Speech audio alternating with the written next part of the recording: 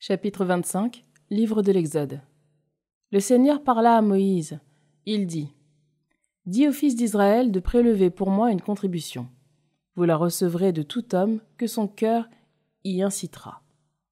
Voici la contribution que vous recevrez d'eux : de l'or, de l'argent et du bronze, de la pourpre violette et de la pourpre rouge, du cramoisi éclatant, du lin et du poil de chèvre, des peaux de bélier teintes en rouge, du cuir fin et du bois d'acacia, de l'huile pour le luminaire, du baume pour l'huile de l'onction et de l'encens aromatique, des pierres de cornaline, des pierres pour orner l'éphod et le pectoral. Ils me feront un sanctuaire et je demeurerai au milieu d'eux. Je vais te montrer le modèle de la demeure et le modèle de tous ces objets. Vous les reproduirez exactement.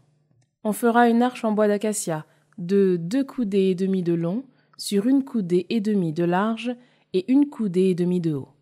Tu la plaqueras d'or pur à l'intérieur et à l'extérieur, et tu l'entoureras d'une moulure en or. Tu couleras 4 anneaux d'or que tu attacheras aux 4 pieds de l'arche, 2 anneaux sur un côté, 2 anneaux sur l'autre.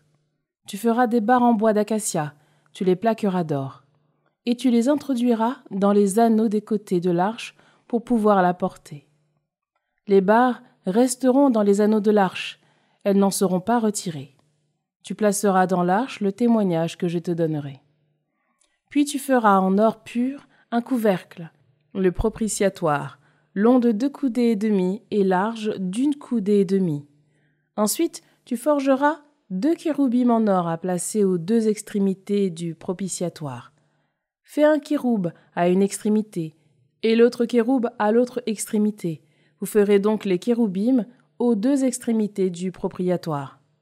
Les kéroubim auront les ailes déployées vers le haut et protégeront le propitiatoire de leurs ailes. Ils se feront face, le regard tourné vers le propitiatoire. Tu placeras le propitiatoire au-dessus de l'arche et, dans l'arche, tu placeras le témoignage que je te donnerai. C'est là que je te laisserai me rencontrer. Je parlerai avec toi d'au-dessus du propitiatoire, entre les 2 kéroubim situés sur l'arche du témoignage.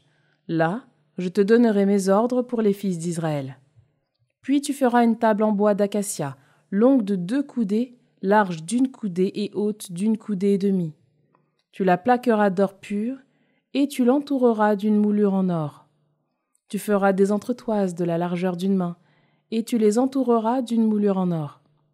Tu feras 4 anneaux d'or que tu mettras aux 4 angles formés par les pieds. Ces anneaux seront placés près des entretoises pour loger les barres servant à porter la table. Tu feras des barres en bois d'acacia et tu les plaqueras d'or. Elles serviront à porter la table. Tu feras des plats, des gobelets, des aiguillères et des timbales pour les libations. Tu les feras en or pur. Et sur la table, tu placeras face à moi le pain qui m'est destiné, perpétuellement. Puis tu feras un chandelier en or pur. Le chandelier sera forgé. Base, tige, coupe, boutons et fleurs feront corps avec lui. 6 branches s'en détacheront sur les côtés, 3 d'un côté et 3 de l'autre. Sur une branche, 3 coupes en forme d'amande, avec boutons et fleurs, et sur une autre branche, 3 coupes en forme d'amande avec boutons et fleurs. De même pour les 6 branches sortant du chandelier. Le chandelier lui-même portera 4 coupes en forme d'amande avec boutons et fleurs. Un bouton sous les 2 premières branches issues du chandelier, un bouton sous les 2 suivantes et un bouton sous les 2 dernières. Ainsi donc pour les 6 branches qui sortent du chandelier. Boutons et branches feront corps avec le chandelier, qui sera tout entier forgé d'une seule pièce en or pur. Ensuite, tu le feras 7 lampes. On allumera les lampes de manière à éclairer l'espace qui est devant lui. Ses pincettes et ses porte-lampes seront en or pur. Il te faudra un lingot d'or pur pour le chandelier et tous les accessoires. Regarde et exécute selon le modèle qui t'a été montré sur la montagne.